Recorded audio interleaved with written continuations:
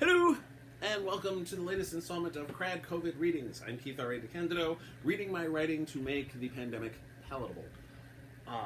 We are continuing with security, but before we do that, I want to do a little plug for my Patreon, which is awesome. It's not very expensive, and it helps me pay the bills, which is extremely useful. And for as little as $1 a month and as much as $20 a month, you can get one or more of the following. You get monthly movie reviews, regular TV reviews, anywhere between 1 and 5 TV reviews a month, depending on the month. You can get regular cat pictures, which are not quite posted daily, but pretty damn close to it. Pictures of our incredibly cute cats, as well as various cats we visit occasionally. And there's a dog that slips in there every once in a while. A couple dogs, actually, that slip in there every once in a while.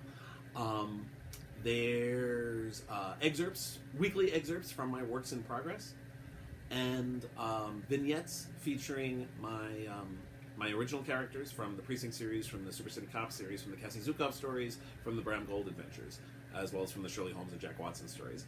And this is what you get for $20. You get all that plus this for $20. You will get first looks at my first drafts. Whenever I finish a chapter of a book or a short story, you will get to see the first draft of it. How much of those you get depends on how much you pay, but it's all there. Like I said, the most expensive is $20 a month, which is not that much, and certainly the most popular tier is $5 a month, which gives you the movie reviews, the cat pictures, and the TV reviews. If you enjoy my work on Tor.com, then you will probably also enjoy the TV and movie reviews as well. My plan for September is to review Shang-Chi and the Legend of the Ten Rings. There's already this month I put up a TV review of the Brokenwood Mysteries, and I'm hoping to have some more up. And lots of cat pictures and other stuff. Anyway, that's patreon.com/crad, or just go to patreon.com and look up my name. Moving on, let us continue with security. Chapter 5. USS Da Vinci in search operations between stations Kel Artis and Deep Space Nine, now. Vance Hawkins entered the mess hall in desperate need of a cup of coffee. He also needed a short break. Konya and Crotein had things under control in the security office. The Da Vinci hadn't actually found the Missouri yet, and Corsi had, miraculously, allowed Alpha and Beta Shift to get some sleep after running them all through the ringer. The only other occupant of the mess hall was Fabian Stevens, who had a variety of tiny parts on the table in front of him, along with a cup of coffee that looked like it had long since gone cold. "What are you doing up?" Hawkins asked as he walked to the replicator. "Coffee, black." As the steaming drink materialized with a hum in the slot, Stevens looked up and said, couldn't sleep. Commander Gomez, Patty, Nancy Conlon, and I were up half the night recalibrating the sensors. Nog was kind enough to send over the specs of the Missouri, and we've been fine-tuning it so the sensors will find the runabout seat cushion if we have to." "Nice." Hawkins took a seat perpendicular to Stevens and noticed that several of these small pieces on the table were charred and or broken. "Hope that's not the sensor array." Grinning, Stevens said, "Nah, these are the tattered remains of my pet project." Hawkins nodded. "The mobile emitter that Luarin blew all to hell?" "Yeah, but at least it worked. Haven't had time to save it from Humpty Dumpty status." Stevens took a sip of his coffee. This tastes almost as bad as you look." "Thanks a lot," Hawkins said dryly. "I ain't kidding, Hawk. You look like the 7th level of hell. What's Dom been doing to you guys?" That answer would be shorter if you asked what she wasn't doing. Hawkins hesitated. He had no more desire to gossip about his boss to Stevens than he had to Carol, but Corsi and Stevens had something going on, and maybe the engineer could provide some insights. So he told Stevens about the meeting and what Konya had told him afterward, and then discussed the training that went on during Beta Shift. "Angelopoulos has been in her doghouse since Artemis." Stevens frowned. "Why?" "He didn't break cover with Tev right off." Snorting, Stevens said, "You can't expect a mere guard to keep up with the Great One's thought process. I think he's gotten worse since the Hyperion. In retrospect, inviting him along wasn't one of my brightest moves. After bossing those cadets around for days, he's expecting the rest of us to act like they did. Commander Gomez didn't come out and say it, but I think she's actually making that jackass take..." Hawkins held up a hand. "Fabe, I'm on a break here, and I honestly could give a damn about your problems. I'm here to bitch to you about my boss, not listen to you bitch about yours." Laughing, Stevens got up and headed to the replicator. Fine, so what's the problem?" Well, Andy talked out of turn a bit during the Artemis debrief, so I can see why the commander's crawling up his butt. But all Kim did was show initiative and enthusiasm. I mean, yeah, he was wrong, but it was only because the latest duty rosters haven't made their way to Command's database yet. Stevens took a fresh cup of coffee out of the replicator. And she's kicking his ass as much as Andy's? More, actually. Give the kid credit. He's taking everything she's dishing out. But all she does is ride him harder. Sitting back down, Stevens said, well, isn't that what she does? Not like this. Hawkins drank some of his own coffee, the hot beverage clearing the cobwebs from his brain. She had the off-shift personnel running scenarios in the HoloLab. When Alpha came in, she whipped out battle drill number 20. His eyes widening, Stevens asked, Galorndon Court? Hawkins nodded. Ouch! And she included the random sensor-blind traps that you and Duffy put in last year. Why do you think I said ouch? Stevens shook his head. When we showed her that gussied-up version of that, she said she was going to save it for the next war. Seriously, that's intended for 10-year veterans in security, not newbies. I know. Hell, Robbins was having trouble with it, and it's actually designed for someone like her. And you think it's because of something with Kim being from Izar? Well, I don't think that. Renan does, but I trust his judgment. Chuckling, Stevens said, wasn't he the one you thought wasn't worthy to be on your hallowed security team? Hawkins fixed Stevens with a glare. I expressed a concern when Renan signed on. I later retracted it. Was that before or after he knocked you down? You do realize I can just kill you and make up a reason why, right? Stevens frowned. Hang on a second. You said you're on a break. You're on Gamma now? Unable to help himself, Hawkins chuckled. Nice of you to catch up to where the conversation was half an hour ago. Yeah, she put me on Gamma after I specifically requested we put on Alpha next go-round. Right, because then you and Carol would have 2 shifts to go all smoochy face. Hawkins raised an eyebrow. We do not go all smoochy face. I'm not even sure what that means. Anyhow, something's gotten the boss's back up, and I don't know what it is. I don't think it was Coroticus. Shaking his head, Stevens says, not that I noticed, but I wasn't with her as much. Not that Tamandra or Vinks noticed either. Their after-action reports are pretty straight up. On the other hand, Stevens said while rubbing his chin, she hasn't been entirely right with things since Ken died. You know about them, right? Corsi shook his head, unaware that there was any history between Corsi and Caetano. Dom tried to keep it under wraps, but, well, Caetano's dad was her mentor back at the academy. So when he died, especially like that, she took it pretty hard. Leaning back in the mess hall chair, Hawkins said, damn, I didn't know that. That explains a lot, actually. Finishing off his coffee in one gulp, Hawkins then rose. Look, I need to get back. Do me a favor. I don't know what exactly you and the commander have going, and I honestly could live a happy life without ever knowing any specifics. This from the man who can't shut up about how wonderful Carol is. Hawkins shot Stevens another look. That isn't the point. Easy for you to say. I need to wear polarized goggles just to keep from being blinded by your glow. Are you going to listen to me, or are you just going to run your mouth off? Grinning, Stevens said. Evidence to date indicates I can do both. Hawkins rubbed the bridge of his nose with his right forefinger and thumb. The coffee was doing nothing to alleviate the headache that he'd had since Corsi announced he was on Gamma shift. Can you just talk to her? See if anything's bothering her? And if it is, I don't know, do something about it? What do you suggest I do? Didn't I just get finished telling you I don't want specifics? That you did, yes. Stevens sipped from his coffee. Fine, I'll do what I can, but I can't promise it'll do any good.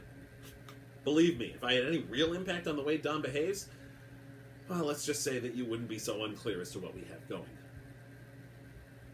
That brought Hawkins up short. There was a depth of feeling to Stevens' words that he rarely heard from the usually freewheeling engineer. You really care about her, don't you? For a second, Stevens' face remained serious, then broke into his trademark grin, though the jocularity didn't quite extend to his entire face. To a degree that scares the hell out of me sometimes. Hawkins was about to turn and leave the mess hall, then hesitated.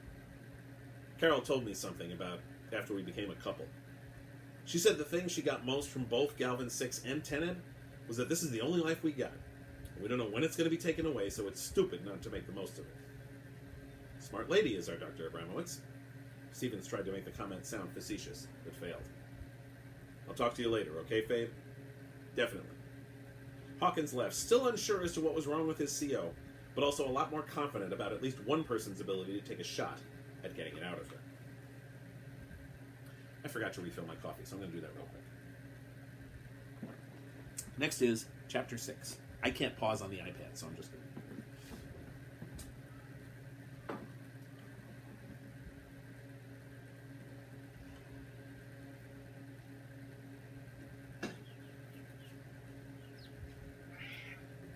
I can't pause on the iPad, and I also have absolutely no video editing skills. So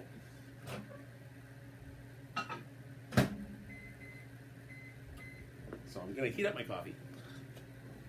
So, Chapter 6. USS Da Vinci in search operations between stations Kel Artis and Deep Space Nine.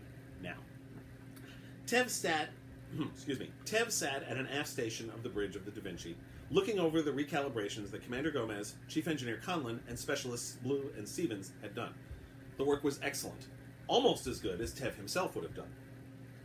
From the tactical station that faced Tev's console, Ensign Wynn said, "We've reached the coordinates, sir." Standing up, Tev looked back toward the con at the fore of the bridge. "Full stop, and commence search pattern." "Answering all stop, sir," Ensign Barr said from con as she ceased the Da Vinci's forward thrust and applied the reverse thrusters in the configuration necessary to bring the ship as close to sitting still as was possible in the depths of space. From next to Barr at the operations console, Ensign Lambden said, "Beginning search pattern." Gamma shift was almost at a close, and soon Captain Gold would be arriving to relieve Tev of command of the bridge. The captain and Gomez had, he noticed, taken to walking to the bridge together in the mornings. According to Bartholomew Falwell, it was a habit they developed early on in the commander's tenure as first officer, but one that took some time to redevelop after Tev's predecessor's death. Tev thought that was an odd reason for discontinuing a practice that gave the two top-ranking officers on the ship an opportunity to compare notes and discuss command strategies. However, he said nothing, since he apparently could not communicate with Commander Gomez in any way that would not result in an awkward confrontation. Awkward primarily from her perspective, of course. The woman was obviously smitten with Tev. Not that he could blame her, given his expertise in her chosen field. She would naturally be drawn to like, just as she was to Tev's predecessor, but could not properly express her passion. Tev sympathized with the poor woman, but it sometimes got in the way of the work. Witness the tiresome arguments at Averill Station. If the commander would have just admitted that Tev's diagnostic program was more efficient than hers, he would have been spared the distasteful task of going directly to the station administrator. The worst were those absurd sensitivity lectures he had to endure in the HoloLab. The program was apparently designed by Vulcans, who were supposedly trying to educate people in how to deal with the more emotional species. Tev failed to see how this advice could possibly have been of use to a Tellarite. Still, he endured them. As Bartholomew had so succinctly put it, it got the commander off his back. I'm just going to get my coffee.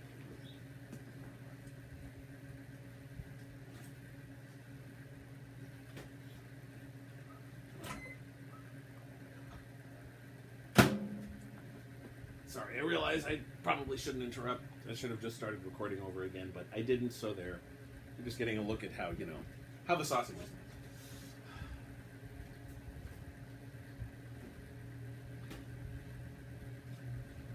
Okay.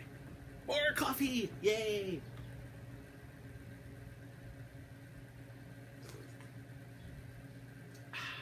Much better. Let's hope this doesn't, lose me all my subscribers. Anyway, moving on. At 0800 hours, the start of Alpha Shift. The turbolift door is parted to reveal Lieutenants Wong and Shabalala and Ensign Hasnettle. They relieved Ensigns Barr, Wynn, and Lambden, respectively. At 0809, the captain and commander, Gomez, entered. Tev had long since come to grudgingly accept that engineers who weren't him had no concept of punctuality, and so did not let his irritation at the fact that his relief was 9 minutes late show in his face. Gomez looked right at him upon entering the bridge. "Tev! Just the Tellarite I want to see." The commander's voice sounded a bit tighter than usual. Tev wondered if she was feeling ill. "We need to have a conversation. With your permission, Captain, we'll be an observation." Gold said, "Sure." Tev, however, was not particularly in the mood for one of the commander's flirtations. "I am now off shift, Commander. Could it possibly—" "You seem to have a certain difficulty with following direct orders, Lieutenant Commander. So let me spell it out for you. Go to the observation lounge or go to the brig." She smiled. "Your choice." If she is going to hide her lust behind rank, then so be it. Snuffling with minor irritation, Tev exited the bridge and entered observation, Gomez right on his heels. Bartholomew was in the lounge, working on a pad with several other pads laid out in front of him. Tev didn't recognize the writing that was scanned onto one of the pads, but he assumed it was some arcane tongue that the linguist was working with. At their entrance, he stood. "Oh, sorry, Commanders. I just needed to spread out a bit for my article." Gomez peered at the table. "That's the Cyclarian language, isn't it?" Nodding, Bartholomew said, "The Sato-Linguistics Institute asked me to do an article for their journal." Tev snuffled. "Would they not ask for a Cyclarian to write one?" "They did, and got a big no for their troubles. So, since I translated a Cyclarian scientist journal a while back, they tapped me. Been working on it in what I laughingly refer to as my spare time." With a smile that was much more friendly than the one she had given Tev on the bridge, Gomez asked, "Bart, can we have the room, please?" Something changed in Bartholomew's face, but Tev wasn't sure what it was. Yeah, sure. I could use some coffee anyhow, so I'll do this in the mess hall." He gathered up his pads and left via the opposite door, which would take him to the turbolift. Turning to face Gomez, Tev said, "By the way, Commander, I have been studying the upgrades that you supervised to the sensors. Excellent work." To show he was sincere, he added, "Almost as fine as I would have done."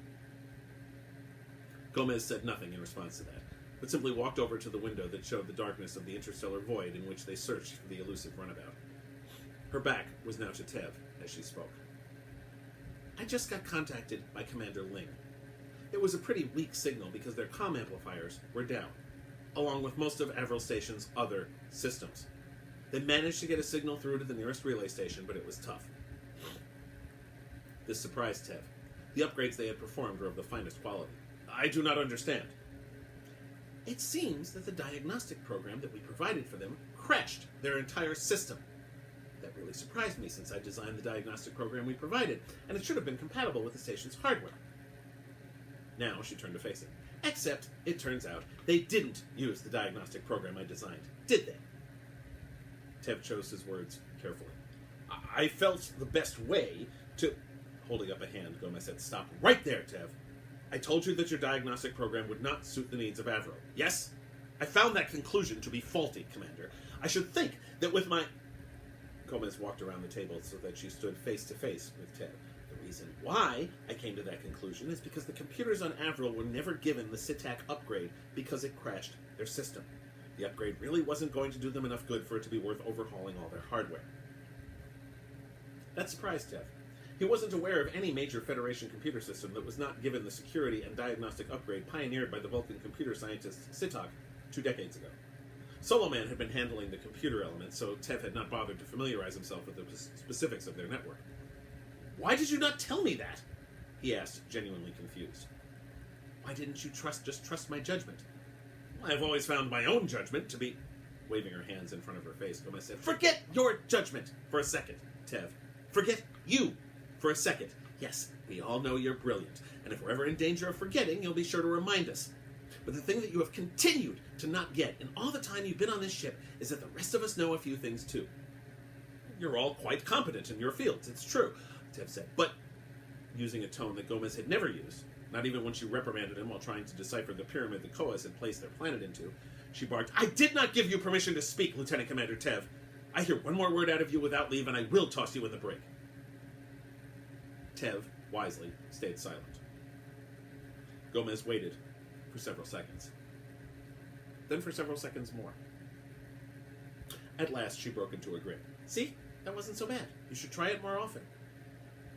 Unable to resist such obvious prompting, Tev asked, "Try what?" "Following orders." "It's way past time you got comfortable with something, Tev. There are going to be occasions when other people know more than you do. And it won't necessarily be because they're smarter than you or cleverer than you, but because they have to. I'm a commander, you're a lieutenant commander. I'm the first officer, you're the second officer. Not only does that mean I outrank you, but it also means that sometimes I'm going to be given information that you're not allowed to have because of your lower rank and position. That is one of about 1,000 reasons why it is critical that you trust my judgment more than I trust yours, because I'm the boss." Snuffling with disgust, Tev said, "You mean that you didn't tell me about Avril as some sort of test?" Gomez put her head in her hands. "You really don't get it, do you? I didn't tell you because I had no reason to tell you. And because you didn't trust my judgment, you went behind my back to Commander Ling and caused Avril Station to fall to pieces. Now they're purging your program and installing mine, and it should work out all right." She looked straight at him. "That was the last straw, Tev. That was the last time you disobey my orders or flaunt my authority. I've gone easy on you up until now, partly because I prefer a more casual command style, but obviously that isn't going to work with you. A formal and lengthy reprimand is going into your record. I can promise you that any hopes you may have had of making Commander next promotion go round are pretty much in the waste extractor. Tev could not believe what he was hearing. A reprimand? I have done nothing to deserve this. You've done everything to deserve this, Tev. And the fact that you can't even see it makes it all the more clear that it's the right decision. This is outrageous. Tev shook his head. He was willing to concede a certain amount to the commander's infatuation, but, Tev, we're not going to steal credit for your work. That brought Tev up short. He looked over at Gomez and saw that the anger had left her face, replaced with a kind of sadness. No, that wasn't right. The expression he saw was pity. That is ridiculous, Commander. I thought we went over this. Yes, after our mission to Karjula, you insisted that you didn't hate Evraith for stealing your work 20 years ago, and you didn't have any regrets about the life you were leading in Starfleet. But I have to wonder if that didn't engender a certain fear in you, a worry that someone else might do what Evraith did, a worry that became so strong that you refused to work well with anyone else. How dare she accuse me of that? So livid was Tev, he was unable to say the words aloud. Plus, while her accusations of his fears were wholly baseless, he did have a legitimate fear that she might take disciplinary action against him. It would be out of character. He learned early on that she had no taste for true leadership, but so was her earlier outburst. She had threatened his career enough for one conversation. Instead, he simply said, "Is that all, Commander?" "Think about what I said, Tev." Dismissed. He turned on his heel and left the room, intending to do no such thing.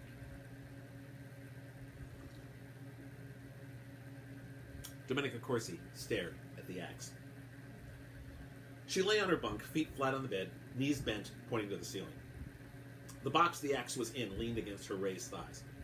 After the last session in the HoloLab, after the fourth straight time that Tomozuka Kim fought hard and got back up off the metaphorical mat, no matter how much harder she made it, she realized that she could no longer stand the sight of the young Izarian and told everyone to go get some sleep.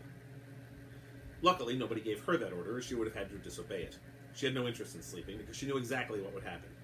She'd dream about Dar. Bad enough he still invaded her dreams on the anniversary of that miserable day on Izar. Last time, she'd banished it by seducing Fabian Stevens.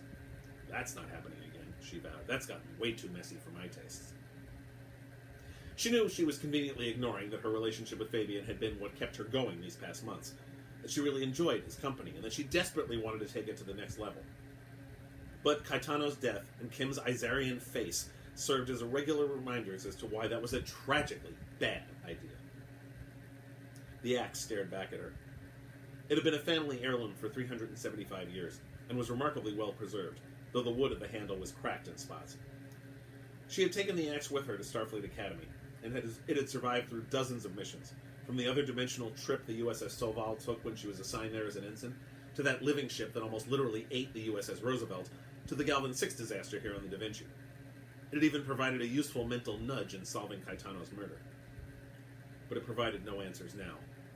It was just an old tool in an old box. The door chime rang. Corsi ignored it, not having any great desire for company. Her comm badge was on the nightstand, placed there after she tossed away her sweaty uniform into the recycler. She had showered and then put on the flannel robe her mother had gotten her when she graduated the academy, and which was still in fairly decent shape. Again, the door chime rang, this time accompanied by a voice.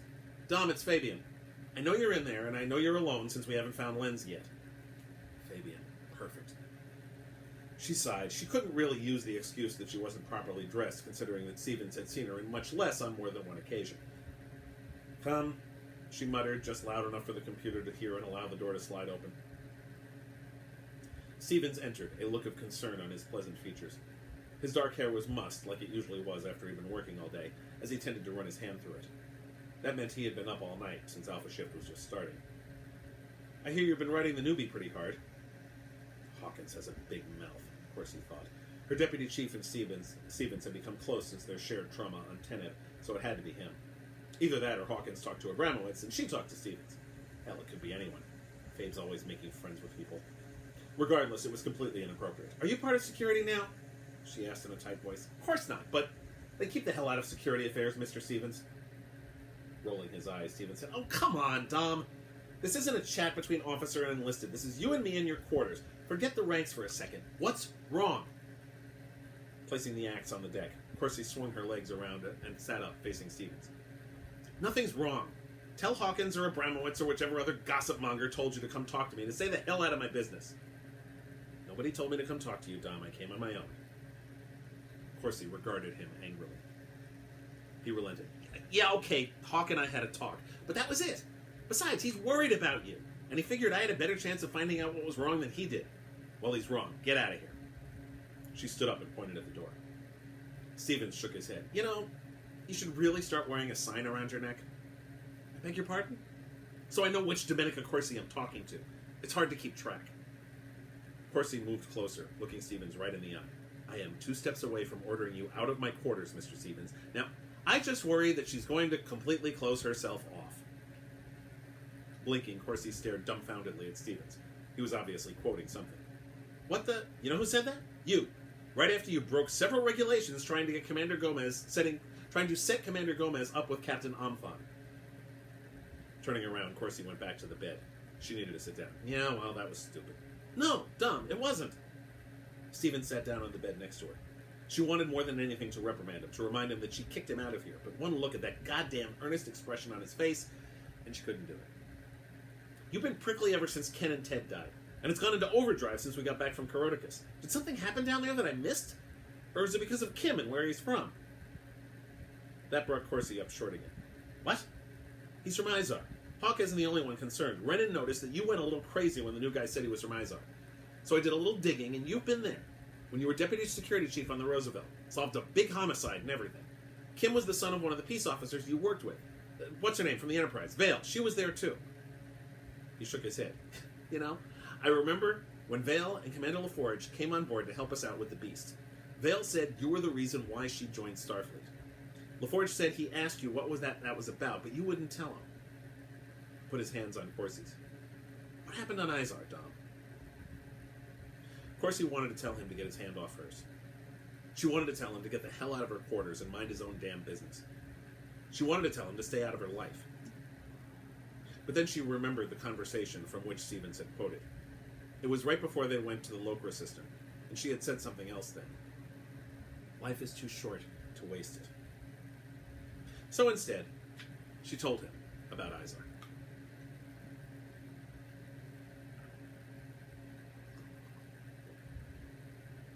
Chapter 7. USS Roosevelt, in orbit of Izar, 10 years ago. Lieutenant Junior Grade Domenica Corsi shivered as she entered the security office. The Roosevelt security chief, Lieutenant Heinrich Waldheim, always kept the office at Arctic temperatures. He said it was to keep people sharp, but Corsi was convinced he just did it to annoy everyone. When Waldheim summoned her, she had been doing her bridge rotation at Tactical, keeping an eye on both the planet below them and the massive telescope array nearby. Izar's orbit took it in proximity to the higher array, the largest telescope in this sector, for the next 2 months. The Roosevelt was providing some maintenance on the array, which meant shore leave for those members of the Roosevelt's complement not involved in the higher mission. That shore leave was especially welcome to Corsi. She'd been waiting for this mission for months. Waldheim was sitting in the security office behind the big desk covered in pads, his massive frame barely fitting into the standard-issue Starfleet chair. His thick arms were folded over his equally thick chest.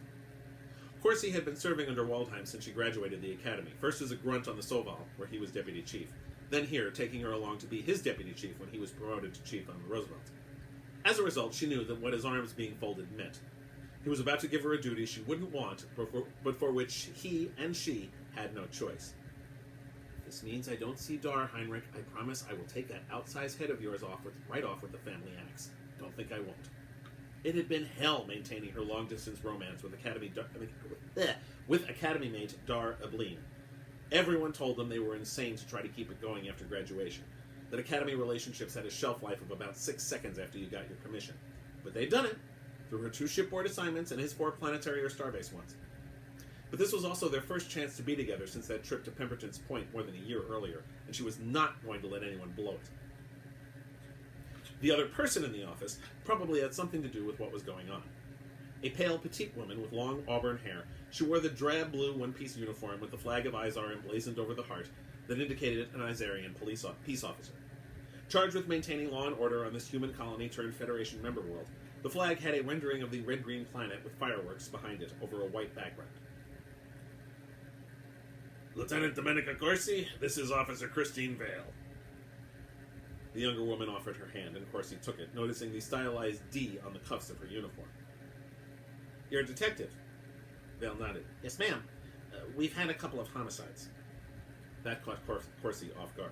Homicides were rare beasts in the Federation, much less multiple ones in the same world, though she had a vague recollection of Dar mentioning something about some murders on Berengaria when he was assigned there. Really? Breaking the handshake, Vale said, Really? 2 women have been killed by a phaser set on Bern, one a week ago, the second last night. I think it might be connected to some other cases in the Federation. However, for something that crosses jurisdictions like this, procedure is for the nearest Starfleet ship to coordinate. Okay. Corsi was familiar with the regulation, but anyone in security can handle this.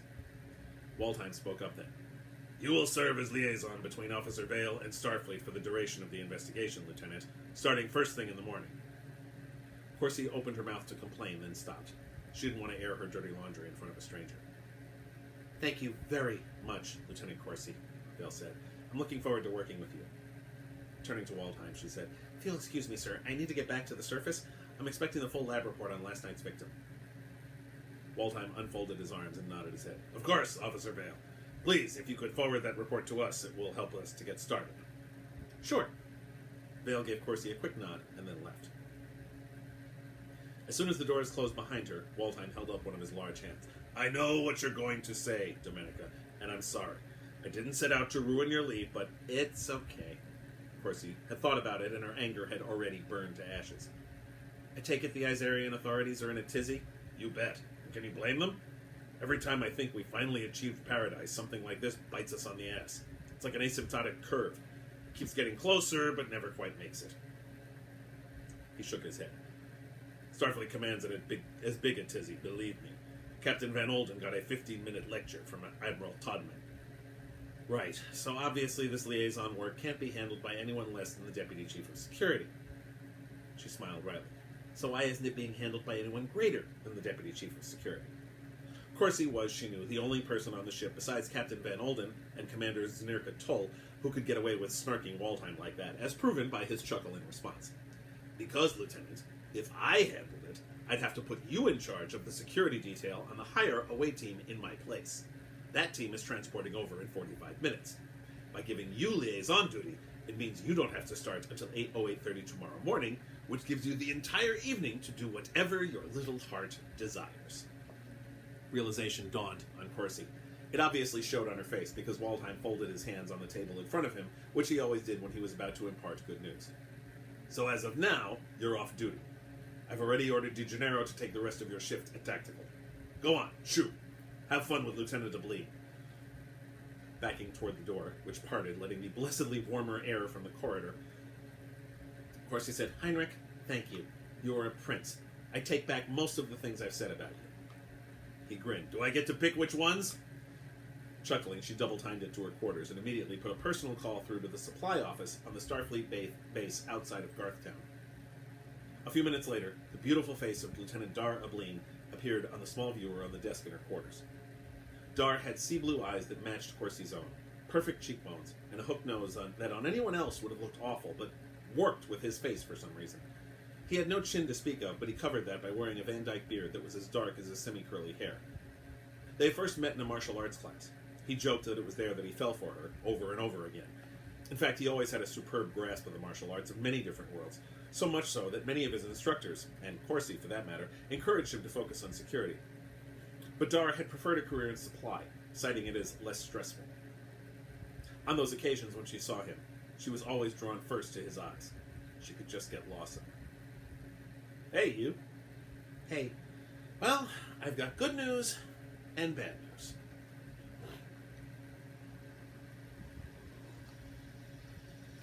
Chapter 8. Peace Officer Headquarters, Pibroch City, Izar, 10 years ago. Officer Christine Vale stared at her reflection and decided she hated her hair. Oh, this is good. You're facing the first double homicide in the planet's history. You're about to spend the day with the most intimidating woman you've ever met. The bosses, the government, and Starfleet Command are all going to be taking up residence in your posterior, and you're thinking about your hair. Get with it, Christine. The voice in her head sounded distressingly like her mother, especially since her mom hated when frivolity got in the way of the work. That, of course, didn't change the fact that Vale hated her hair. She hated the color, and she hated the length. As she exited the cramped one-person bathroom that was apparently the best the government could provide for the main peace officer headquarters in Pembroke City, she wondered what color she could try next. Maybe I'll cut it shorter. That thought got pushed to the back of her head when she bumped into Sun Lee Kim. Her fellow detective was practically rolling her eyes. That Starfleeter's here. Vale blinked and double-checked the chronometer on the wall. She's early. You know how they are about promptness. This time Sun Lee really did roll her eyes. That one's pretty typical. Probably spits and polishes her socks. Snorting, Vale tried to picture the uptight blonde she met yesterday performing that rather absurd action. To her lack of surprise, the image took. Sun Lee wasn't finished. We really should be able to do this on our own. I mean, you start bringing Starfleet into this, and everything becomes a major to-do. That prompted another snort. It already is a major to-do. We've got 2 dead bodies, not a shred of useful evidence. Besides, this is Starfleet. They deal with crazy stuff that doesn't make sense on a weekly basis. I guess. Sun Lee turned and looked back at the detective office where she, Vale, Johansson, and Malvolia did their work, and where Vale assumed Corsi was waiting. Still, I don't like it. I don't like Starfleet, and I don't like her. Nobody's asking you to. Vale didn't add that she didn't like the situation or Corsi much either. She did like Starfleet, had always admired the work they did. There were times when she had thought about going to the academy instead of following in her mother's footsteps. Right, and then the whole family will disown me. That'll happen. Vale knew that her becoming anything other than an Izarian peace officer would devastate her mother. Never mind the fact that Starfleet security looked a lot more challenging. She went on to the office, where Sun Lee continued to wherever she was going. Probably checking into that missing persons case. Can't have the rest of law enforcement grind to a halt just because 2 people died. Expecting the same stick-up-her-ass officer she'd met on the Roosevelt the previous day, Vale was surprised to see a much more pleasant-looking person standing in the stuffy office that she shared with the other 3 detectives. Where yesterday, Corsi looked like she'd rather be cleaning the waste extractor with her tongue than take on this duty, today she looked, well, happy. Lieutenant, good to see you. Corsi turned and faced Vale. The lieutenant was a lot taller than the young officer. Vale was used to that, as most people were taller than her. However, this one, she noted, used her height to her advantage. She didn't just stand. She loomed. Is it always this hot in here? Corsi asked. Vale couldn't help but smile. Little different from the Arctic tundra in your CO's office? Corsi smiled right back. Actually, it's a nice change. Let me show you what we've got. Vale walked over to her desk and took a seat, indicating the guest seat for Corsi. She called up the records on the 2 homicides. Or, rather, tried to. After banging the side of the comm unit, the records actually came up. Sorry, she said sheepishly. This thing hasn't been upgraded since Praxis exploded. Really? Corsi's eyes wide. Well, no. Vale said quickly. That Klingon moon blew up more than 70 years earlier, after all. This is actually better than what they had in my mother's day. In fact, she never tires of reminding me when she wants me to know how good I have it. Your mother was a peace officer, too. Vale nodded. Until she retired last year, yeah. Her father was before her also, as were both his parents before him. Kind of the family business. I know what you mean. My family's got a long line of service of some kind in it. In any case, Corsi said quickly, Vale assumed she didn't feel comfortable talking about her personal life. You should have access to the records of all the homicides in the last 10 years in Federation space, as well as any allied powers that share those types of records with us. Good. Vale turned to the computer station and started entering in commands. When she banged the side again, the commands took. If I joined Starfleet, I'd get to use up-to-date equipment, probably. What I'm doing right now is a basic search to see if there are any commonalities to our case. Like what? Vale realized that Corsi didn't really know the specifics of her own case, and if she was to be the liaison, she should know. Of course, she could just read the report, she thought, once again in her mother's voice, but Vale didn't mind repeating the facts again. Sometimes you caught something in the retelling you didn't before. Once she got the search running, she called up the images of the 2 dead bodies to her screen and turned it toward Corsi. The images were stacked one over the other. Both human women, 90% of Izar's population was human, both looking to be in their 30s or 40s, both with long, darkish hair of about the same length as Vale's own, and both lying on a sidewalk. The one on top was face down, the one on the bottom was on her back, so on her you could see the circular chest wound. The victim on top is Marianne Gautreau, a librarian working at the Garthtown Public Library in the Special Collections section. She lived alone and was walking back from a late night working at the library to her house. The murder occurred on a side street about half a kilometer from her home. She walked? Corsi asked. Nodding, Vale said, the weather's pretty nice in Garthtown this time of year, but it was late at night, so there were no witnesses. Cause of death was a phaser shot to the chest that vaporized skin, several ribs, and 20% of her heart. Death was probably painful, but quick. It was a Type 2 phaser set on level 4. The burn setting, Corsi said unnecessarily. Yeah, hence the painful but quick part. She pointed to the other victim. That's Kelly Fleet, an actor with a troupe called Mermaid's Revenge. They've been specializing in classical Betazoid theater. Why is a Betazoid theatrical troupe called that? Vale smirked. Some mysteries even a detective of my skill can't solve. Anyhow, same COD. Same phaser? She nodded. That's the only thing these two do have in common besides being female and having long hair. The resonance pattern is the same for both phasers. Have you scanned for the phaser with that pattern? The scan's been running constantly, both in Garthtown and elsewhere. But Garthtown is a city of 600 million, plus the rest of the populace of Izar. It's a big planet, and picking out one phaser from all that isn't easy. Starfleet has top-of-the-line sensors. I'll have the Roosevelt scan for the phaser also. Vale hadn't thought of that. Couldn't hurt. I'll send the resonance pattern up there. She called up the autopsy reports. Fleet lived with 3 other members of the troupe in a house in the suburbs of Garthtown. She liked to take walks in a park near their house. She was on her way to the park when she was killed. She leaned back in her chair. The thing is, there are no witnesses and no trace evidence in either case. No DNA residua, nothing left behind at the scene, not a goddamn thing. No commonality between the 2 women? Nothing we could find. Vale let out a breath through her teeth. We've checked everything, tried everything. Unless that phaser turns up, we're stuck. And even if it does, given how clean the scene is, I'm willing to bet there's nothing on the weapon either. Corsi looked dubious. Come on. Throwing up her hands, Vale said, I just call him like I see him. I can't believe there isn't anything. Vale couldn't blame her. She didn't believe it either. Before she could say anything, however, the computer beeped. The search came back to the front of her screen. Well, this is interesting. Corsi leaned forward to look at the screen. What? Vale read off the results of her search. Tarsus 3, 4 years ago. 3 Vulcan women, all of whom had short brown hair, none of whom had anything else in common, all killed with Type 1 phasers set on burn. No trace evidence, never solved. Berengaria, 2 years ago. 3 Bolian women, all of whom had medium-length white hair, also nothing in common besides that and being killed by laser drills. No trace evidence, never solved. And Alpha Centauri, 6 months ago. 3 Trill women, all of whom had red hair of varying lengths. Corsi was also reading. Killed by Type 3 phasers set on burn. I'm amazed there was anything left of their chests. Vale checked the autopsy reports. There wasn't much. And the same lack of evidence. She leaned back and blew out a breath, running a hand through her hated auburn hair. This is bad.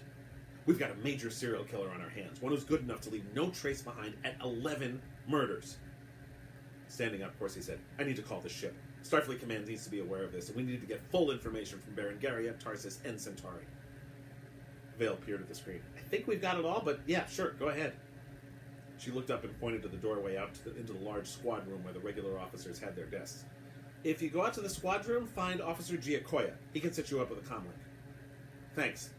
Corsi moved to the door and then stopped. Listen, Officer Vale, we're going to get this guy. Starfleet's got your back, and we don't lose. Vale said, thank you, Lieutenant. In her heart, though, she didn't believe it. 11 murders? This is insane. How the hell can anyone get away with this?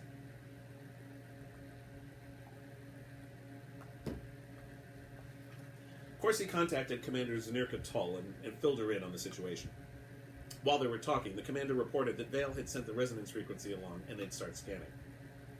Then, since she had a comm unit to herself anyhow, Officer Giacoya had taken her to a small room that had a comm unit and a large viewer. She decided to contact Dar. Hey there, gorgeous. Can't get enough of me, huh? Corsi smiled. After last night, she never wanted to leave Dar's side. Duty managed to get her away, his and hers, as he was in the midst of a major inventory, but she numbered their time together last night, from the glorious dinner at the Bolian restaurant, to the dessert at the Italian cafe, to the entire night in his bed, to falling asleep in his arms, as one of the best nights of her entire life. Maybe not, but I'm going to have to beg off a repeat performance tonight. She filled him in on what Vale told her and what they found on the other 3 worlds. Dar looked devastated. God, I remember what happened on Berengaria. This is connected? Looks like. I thought this kind of thing didn't... He visibly shuddered. Anyhow, I need to stay on here until this guy's caught. Vale's way out of her depth here. I would think anybody would be. This isn't exactly run-of-the-mill. Of course he smiled. I'm security. Not run-of-the-mill is our specialty. We'll catch this bastard, don't you worry. And then, I promise the biggest celebration of your life. Dar's beautiful face broke into an incredibly goofy grin. Sounds like something to look forward to. Hurry up and catch this guy. I'll do my best. Then she hesitated and said, I love you, Dar. Right back at you, Domenica. She signed off and leaned back in her chair. For the moment, she didn't think about 11 dead bodies and a killer who'd gone from planet to planet without getting caught. That prompted a thought.